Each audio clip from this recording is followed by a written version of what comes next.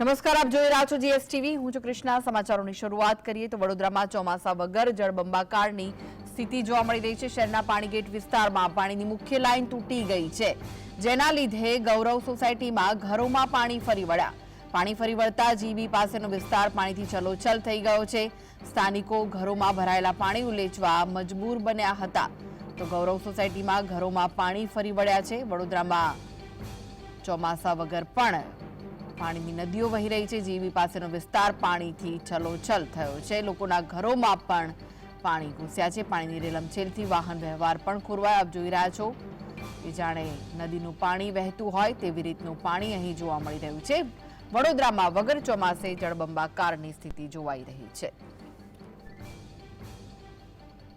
પાણીગેટ ગૌરવ society છે, આગળની main line તૂટી ગઈ, એમાં આખી સોસાયટી ઘરમાં પણ પાણી આવી ગયું। અત્યારે કેટલી સોસાયટીના મકાનોમાં પાણી ફરી વળ્યું? બધી સોસાયટી લગભગ ઓલમોસ્ટ આ બધા ઘરમાં પાણી છે। અત્યારે કેટલા મકાનો છે અહીંયા?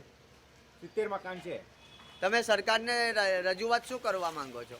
કઈ ના કાયમ તો ઠીક છે, લાઈન તૂટી, બાકી ગટર ઉભરે તોય પાણી અમારે તો આવે છે। તો આ વિશે વધુ માહિતી માટે જોડાઈ ગયા છે વડોદરાથી સંવાદદાતા રૂપેશ। રૂપેશ, વડોદરામાં વગર ચોમાસે જળબંબાકારની સ્થિતિ સર્જાઈ છે, કારણ શું છે? ચોક્કસ વડોદરા મહાનગરપાલિકા મોટી મોટી વાતો કરે છે, પણ દીવા તળે અંધારું છે। કોઈ એવો એક્શન પ્લાન નથી કે કોઈ ઘટના બને તો તરત એના પર એક્શન લેવાય। આ વડોદરાના 4 દરવાજા એરિયા છે કે જ્યાં આગળ આ 4 દરવાજા એરિયાની અંદર જ આમ પણ ટ્રાફિકનો માર અનેક માર સહન કરે છે, ત્યારે વધુ એક માર ભર કડકડતી શિયાળાની ઠંડીમાં જોવો પડ્યો। અને આ જે માર્ગ હતો, કોઈ વરસાદથી પાણી નહોતા, વરસાદ નહોતો પડ્યો, પરંતુ આ પાણી હતા એ વડોદરા મહાનગરપાલિકાની ભૂલના કારણે આ નળિકા તૂટી અને લાઈન તૂટતાની સાથે ત્યાં આગળ એટલી હદ સુધી પાણી ઓવરફ્લો થયું કે લોકો બંધ કરવાની કોશિશ ના કરી, લોકોના ઘરોમાં પાણી ભરી ગયા। કેટલાક લોકોએ ઘરમાંથી પાણી ઉલેચવા પડ્યા અથવા સામાનો શિફ્ટ કરવા પડ્યા।